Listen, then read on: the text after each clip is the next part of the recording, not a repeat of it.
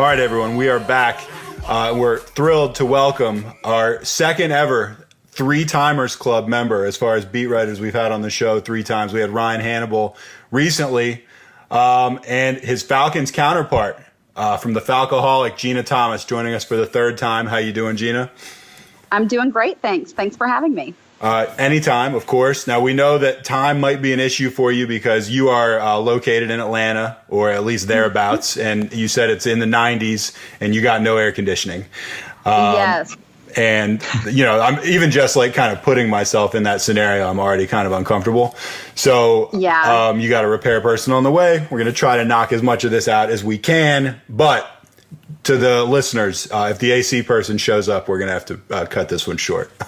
Yeah, because I am very sweaty and very cranky, and nobody wants either of those things. No, I actually, for this Super Bowl breakdown that we're going to get right into, I want you as cranky as possible. So possibly. I'm cranky about that too, so that's fine. Great. So I usually ask a hypothetical to the beat writers that involves getting run over by Marshawn Lynch. I'm going to skip that one, and we're going to go right into the Super Bowl breakdown. Now, the last time we had you on the show, I mean, you were making a prediction for the Super Bowl, and I feel like we were maybe a round into the playoffs or something like that, and you were predicting a Falcons win in the Super Bowl over the Patriots, and you predicted the Wolf was going to be shedding some tears, and I was all in on Team Jeanna, let me tell you. And I don't know what team prevailed, though. I don't remember what team prevailed. Can you guys remind me? Shut up. I think I remember. Actually, I only remember about 85% of the Super Bowl. Last thing I remember, the Falcons had an 8-point lead, and then Kyle Shanahan decided not to run the ball. Yeah, right. And then you were like, well, I can turn this off. I might have a little bit of selective amnesia. No, that was a terrible, terrible game, and it was really the worst. And I don't know. I mean, it really is the most Falcons thing ever. Yeah. To blow a 25-point lead, which is, of course, a first in any Super Bowl, to take a game to overtime, which is another first for the Super Bowl, and then lose. And I'm really not over it. I really don't know that I ever will be. I have to field these stupid 28-3 jokes from Saints fans on Twitter, and it's like, your team has gone 7-9 for 3 years. This doesn't have anything to do with you. Jeanna, you realize that our good buddy the Wolf was in Vegas like a month ago, and Julio Jones was like in the room next to him or something, and the Wolf had some woman slip him a napkin that said 28-3. Are you serious? This is a true story. I had my golden moment to meet a famous athlete, and then decided to just be an annoying Patriots fan and do that instead, yes. I'm just as appalled as you. He was not pleased. I thought I'd get like the Julio Jones smile and just whatever. He looked like he was ready to murder me, or at least hire someone to do so. So they're not over it either, clearly. No, they're not. They are definitely not. You would chalk that up, and I mean, you know, I don't want to put words in your mouth here, but would you chalk this up to just a blown coaching job? I mean, clearly they had the team to beat the Patriots. I think it was actually a perfect storm of things. First of all, I think that it's Bill Belichick and Tom Brady, and I think that you have to be honest about the fact that they're just ridiculously good. And I think that the Patriots are a team that they know that they can win in any circumstance. And so no lead is safe with them. And I felt that way even with the 25-point lead. I mean, I was nervous the entire game. The other factor is coaching. You know, I think that you play situational football. You run the ball when you're in field goal range with an 8-point lead in the fourth quarter, and your kicker has been perfect from that distance. You run the ball. I mean, situational football is not what got the Falcons where they got last season. To be fair, it was aggressive play calling from Kyle Shanahan that really did that. So that really was consistent with Kyle's character and his approach to calling games. But still, it's the Super Bowl. And sometimes you just have to be smart and not cute. And he got cute and it lost the game. And the other thing is just every single thing had to go right for the Patriots and every single thing had to go wrong for the Falcons. And statistically, that's improbable, but that's exactly what happened. So I think that it was really just a perfect storm of those few things. It was, and it was a perfect storm. I will say perfect is a great word for that. I loved every second of it, and I feel bad rubbing it in, but I did know you said I was going to shed some tears. There were only tears of joy, and it was a great day. It will go down as one of my favorites. Hopefully there'll be a Super Bowl rematch. We'll see. I mean, that will be a lot of fun. I hear what Jeanna's saying as far as like how great Brady and Belichick are, and they are, and they can Best of all time. Best tandem of all time. Yeah, I agree, and they can work their way out of anything. But I would push back and say that if the Falcons had called the, just appropriate plays, running the clock, not passing in ridiculous situations at the appropriate times, I don't think they would have been able to come back. But I mean, look, even with the blunders that the Falcons made, you had to be great to make them pay for it. And the Patriots were great at the right time. I'm probably just as angry about it. I'll bet I'm angrier about it than you are, because I have to be around these guys all the time.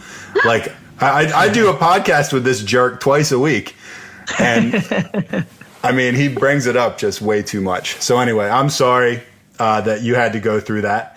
I wanted to also transition. So there was another Patriots bit of drama that you were at least peripherally attached to recently. Tell me a little bit about this Rob Gronkowski roast or something that was going on, that some inappropriate stuff was said at. You wrote a brief piece about it, and there was some backlash to that. What are you comfortable talking about as far as that goes? I'm comfortable saying that it was basically a pretty straight news hit. I just wrote about the things that were said and the fact that a Boston station had to pull the broadcast. They weren't able to broadcast. Nesson, right? Yes, it was. And so that was really what it was. But I did say that I thought that the station was right to pull the broadcast because the jokes were racist and misogynist and anti-Semitic. And so, that there's Boston fans are, I'm going to say this very nicely, Boston fans are passionate. They are passionate. And they are passionate. But, every fan base has bad apples in it. I mean, I certainly get my share of hateful things from Falcons fans and from Saints fans. I mean, don't even get me started. I've gotten, if fans don't like something that you write about their team, they're going to let you know, but it's not going to be like, hey, I don't like what you wrote. It's going to be like, hey, I hate you as a person and I hate everything that you stand for. It's like, right. Okay, I guess that's fine. But anyway, yeah, so the reaction was kind of over the top, and I know WEI picked it up, and WEI occasionally will stir the pot and try to get fans a little bit more riled up. So then that ended up happening. And it was a real adventure. I think that it was maybe the most horrible tweets that I've ever gotten. I got a lot of tweets about. Did you get some terrible tweets? Did you get some awful tweets? I got some really awful tweets. I got called a snowflake a lot, a whole lot. I was asked if I needed a safe space and if I had been triggered. And I was like, wow, I'm really surprised that there's a lot of, political crossover into this debate. So no, it was a real adventure. But I wrote this the day before I went on my first vacation. I have another one coming up on Sunday. Nice. I was going to New York for a few days. And I was just like, I'm not doing this on my vacation. So I shut off my mentions from everybody that I don't follow. And so they may still be coming for me. I have no idea. I can't see their mentions. No, I follow you on Twitter, and I did not see the stuff. I mean, I'm barely ever on Twitter, but I did not see a lot of the stuff written about you. But I saw one of your posts where you were just like, man, I forget what you said. You were just like, man, will you New England fans back off or something? And I was like, wow, what's going on here? And then I kind of backtracked and read stuff, and I was like, oh, wow, she's in the middle of like what would pass for like a minor media firestorm here. Yes. So thankfully it seems to have died down. Let me ask you the one follow-up that you kind of touched on, which is how much of this do you think is just kind of the world we live in now, with just like if you say something that is not flattering about a celebrity or an athlete that someone's a fan of, this is what's going to happen? And how much of this is that this is New England and they're very passionate in New England? I think that it is a pretty good combination of both. I do think that more than anything, this is going to make me sound like an old person, but I think that the internet has really given people license to be hateful to people because it's so anonymous. I mean, most of these guys who are saying hateful things to me on Twitter don't even have a profile picture or their real name connected to it. And so they're able to just say and do whatever they want without any kind of fear of repercussions. And I think that the current political climate has also emboldened people. And so I think that that's part of it, too. So I do think that a big part of it is that. But I also think that there are a lot of fan bases that you could say, hey, this player did this. This is a straight news hit about it where I'm just saying what happened and that they pulled this broadcast. And you wouldn't get, thousands of tweets yelling at you and telling you that you're stupid and calling you derogatory names. Yeah, and so I think that some of it is that Patriots fans are very passionate. New England fans are very passionate. So I think I think it was, a combination of those two things for sure. But the current climate has a lot to do with it. Yeah, in St. Louis, if you did that, they'd be like, well, that's tough but fair. Let's move on. Yeah. It's too bad. I mean, yes, we are very passionate. There's just some that take it way too far into the wrong levels, and I try to not be that side of things. So hopefully we don't all get a bad rep because of a few bad apples. But sorry, you have to deal with the wrong side of passion from many of us. Yeah, but, the Wolf wants to apologize for the snowflake tweet he sent you. I would never. No. I'm on Team Jeanna. I'm sorry you had to go through that too. But anyway, thanks for talking about it with us. The Wolves can actually ask you a fantasy football question now. So go ahead, Wolf. Let's dig into the fantasy stuff now that we've gotten. Yeah, the hard-hitting journalism comes from me, right? We appreciate you humoring us and all that, but the reason all our listeners here is the fantasy football stuff. And one of the most important storylines, and me and Nat were just talking at length about this, is Kyle Shanahan's departure. Matt Ryan had his career year. The zone blocking scheme was dominant, and this team just led the NFL in scoring, complete juggernaut offense under Shanahan. And now in comes Steve Sarkisian. Do you expect any changes, if anything? Will this have a major impact on the team, or what do you think the offense is going to look under the new reins? One of the things that I was happy about when they did bring in Sark is that they were committed to keeping the offense the same. It was so successful, and so you would really hate to see them shake things up too much because obviously Matt Ryan's really settled into the scheme. It was dominant last year. They've got the talent on offense to really make it work and to take advantage of defenses. So I do think that as far as the scheme itself, you won't see many changes. I think that the biggest question is play calling, because aside from the very notable exception of not running the ball in the Super Bowl, Kyle Shanahan is basically a genius play caller, and that's a big part of the reason behind the Falcons' success last year. And Sark has never called a single play at this level, so that's going to be really interesting, just to kind of see how he adapts to that and how he handles that in-game stuff. But otherwise, I think that, you may see more of an emphasis on the tight end, and I think we'll get into some of that a little bit later too, and less emphasis on the fullback than the Falcons probably had before. But other than that, I think it's going to be pretty much the same. I don't think that you'll see many big changes. Very good to know, yeah. One thing we did see that he said he wants to enhance it, not just uphold it. And he mentioned Julio Jones specifically, talking about like his red zone role. Have you heard any of those rumblings or seen anything in camp that suggests like an expanded role for Julio in the red zone or anything of that nature? Well, Julio hasn't been able to practice because he had off-season surgery. So that's something that, ask me again sometime during training camp, and I'll probably be able to give you a better answer. But, Julio Jones is arguably the best receiver in the league. I put him right up there with Antonio Brown as 1A and 1B. And so if you have a weapon like that, if you have a guy who can make those sideline catches like he did in Super Bowl 51, you use him as much as possible. And so I think that, I would love to see an expanded role for him in the red zone. That's one thing. He didn't score that many touchdowns last year, and sometimes the defense dictates that. And the reason that Matt Ryan was able to spread the ball around to so many receivers is partly because defenses had to dedicate extra resources to take Julio out of the equation, which opened up other guys. So It'll be interesting to see how they use him. But I don't have a very good idea of that yet, just because he hasn't been medically cleared to practice. Is that a concern at all? Is that going to linger into training camp, that surgery, or is that something that should be fully cleared up?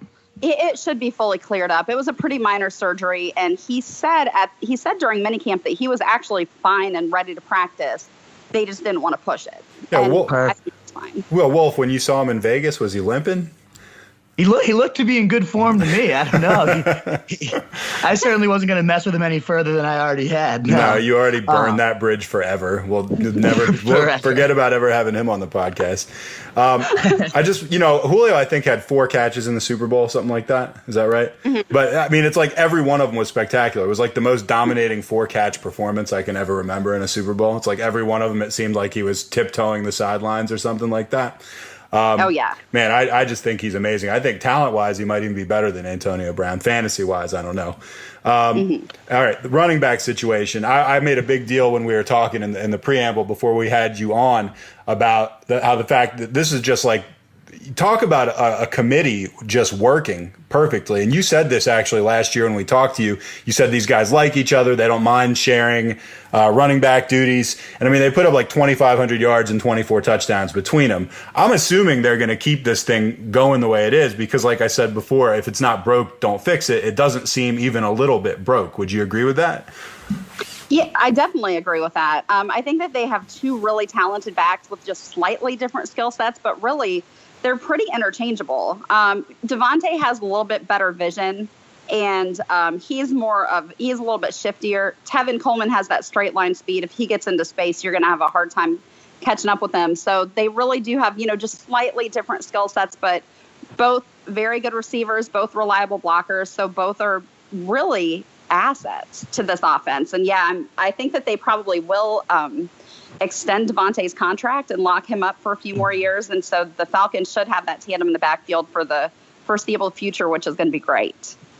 And do you think they'll be still using the zone blocking scheme? I know that Kyle Shanahan put that in place and they really thrived on it. Do you think Sark's going to bring that as well, or is he going to try to tweak that?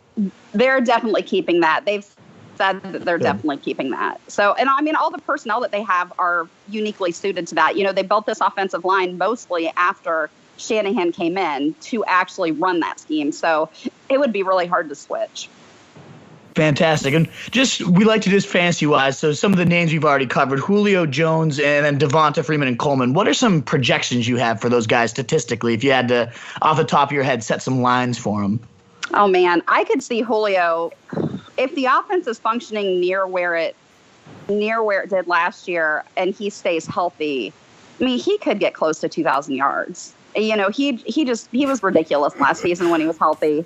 And if they are going to expand his role in the red zone, we'll certainly see more than 6 touchdowns or whatever he had last year. I have a really hard time projecting stats. I think that Devontae and Tevin would probably be close to their productivity from this past year if they both stay healthy. I think that it would not be difficult to replicate that, especially if the offense is fundamentally the same. One thing that I could see is maybe more receiving yards for both, but it wouldn't be many more. I could just see Devontae getting back up to like his 2015 level, which was, I think over 500 receiving yards on top of the rushing yards that he had. So, well, if that 1,900 yards, 10, 12 TDs do anything for you? I love when I hear that, close to 2,000 yards for anybody. That just piques your interest as a fantasy owner. He's already my 5th-ranked guy on the big board. It's tough to move him too much higher above the big 3 running backs and then Antonio Brown. But, man, I'm with you. He's got that type of – it's more health. If he can just stay healthy for 16 games finally, who knows what he could do in those games, Mm-hmm. Yeah, he's a monster. Now, you turned us on to Taylor Gabriel last year, which we've referenced many, many times on the podcast. When we said, early, like probably just about a full year ago, we said, is there anyone we should be looking out for? You said Taylor Gabriel. He ended up blowing up to some degree. The Wolf read some ridiculous stat earlier that like from week 8 to 15, he was like, what was the number, Wolf? It was something ridiculous. Something like almost number 4 in receiver points for that long stretch, which seems a little steep to me. I found it from another site, but still, it just goes to show he was absolutely blowing up, yeah. Well, even if he was like number 20, that would be impressive. Because he pretty much, like, no one had heard of him, and you told us watch out for him. Do you think he's going to keep basically, build from this and keep being awesome? Or do you think that Shanahan was like the big thing that was propelling him to success? And my follow-up would be, from a fantasy stat perspective, would you rather have him or Mohamed Sanu going into the year?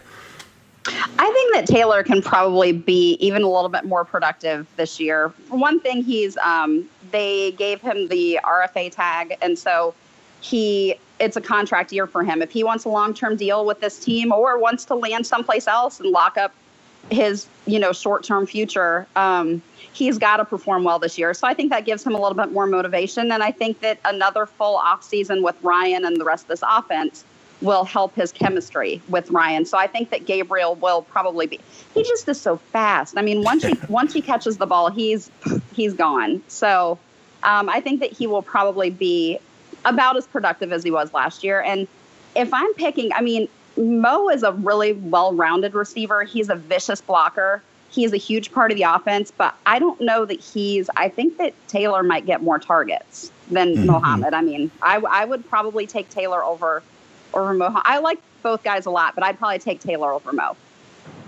Awesome. And then there's really only one other name that's on our radars, at least, and that's Austin Hooper. And you mentioned Sark might use the tight ends a little bit more. We know Matt Ryan's had some really glowing things about saying this guy's improved exponentially. He's going to be a big part of our offensive success this year. Is this something that is this just smoke? Do you expect a big year out of Hooper, or what do you think of the tight end game there? Yeah, I do expect Hooper to be a much bigger factor. He's also a really well-rounded tight end. He's a good blocker. He's a good receiver. And I think that, again, kind of adjusting to the speed of the game was something that he was challenged with last year. And so with another full off season, I think that he'll be ready to go when the season rolls around. So, yeah, I think that he will be a much bigger factor. And, Sark does like to use tight ends. I mean, we'll probably see him out on the field a lot, getting a lot of opportunities. So I do think that he will take a step forward this year. What do you think for the stats? What do we got for him? Oh my gosh. I'm so bad at projecting stats. I just make up numbers. I think that's what most people do, if I'm being honest. Yeah, I mean, I guess if you're projecting them, you really are just making up numbers. I'm going to say probably, 500 yards, 500 in that range, somewhere in there. And then maybe 5 touchdowns. Yeah, we're not gonna bring you back on in a couple months and just rip you for your Austin Hooper stat projection. Just be like, come on, jeez, Okay, you don't know anything. All right, so we mentioned before you kind of turned us on to Taylor Gabriel last year. Is there anybody on the radar this early that you can point to this season that maybe no one else knows about yet? There's my air conditioning guy is here. Oh, okay. Good timing. That was our last. You're about to get a real juicy nugget here, but the AC guy is here, so Jeanna's just become a little bit distracted. All right, thank you so much for your time, Jeanna. Thank you guys. Thank you for having me. Yeah, you got Absolutely. it. See you later. Have a great rest of the night.